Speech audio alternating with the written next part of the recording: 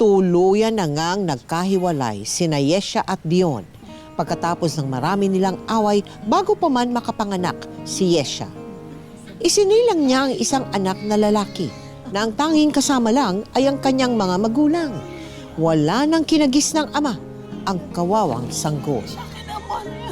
Wala naman. Nakatago. Pero ano, bumawi siya sa mata niya. Mga kamukha ng lolo yan. Lolo ka dyan. Yesha, kargahin mo na yung anak mo. Ay, sasama na yan sa mama. Yesha. Yesha. Yesha. Yesha. Nung nanganak ka na, gaano katagal bago nagsimula yung postpartum?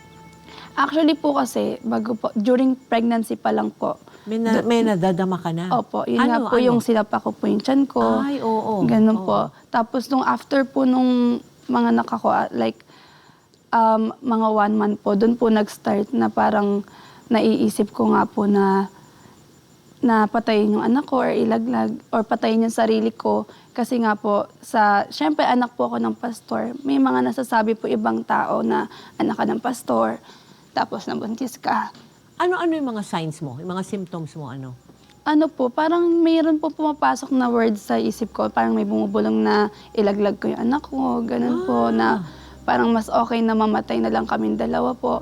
Tsaka mas, pag umiiyak siya, mabilis po akong pumitik, na parang gusto ko siyang ihagis, ganun po. Ang postpartum depression ho ay tumutukoy sa panahon pagkatapos ng panganganak, kung saan nagaganap ang iba't ibang pagbabago sa pisikal at emosyonal na aspeto ng katawan ng babae. Mrs., mahalagang panahon ho ito para sa anak mo at sa baby niya. Delikadong baby kapag hindi nabantayan at nasubaybayan ng ina.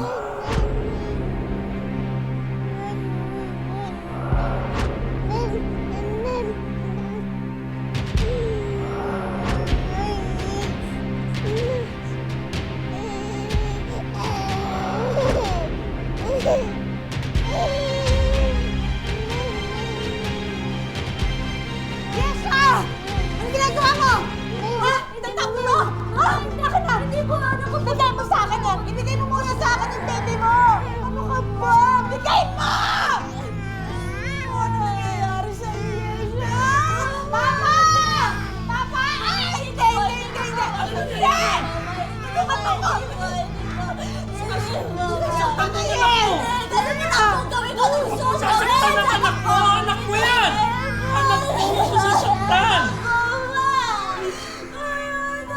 Masaktan ang anak mo! Dahil niyo mawakan yung anak ko! Pa!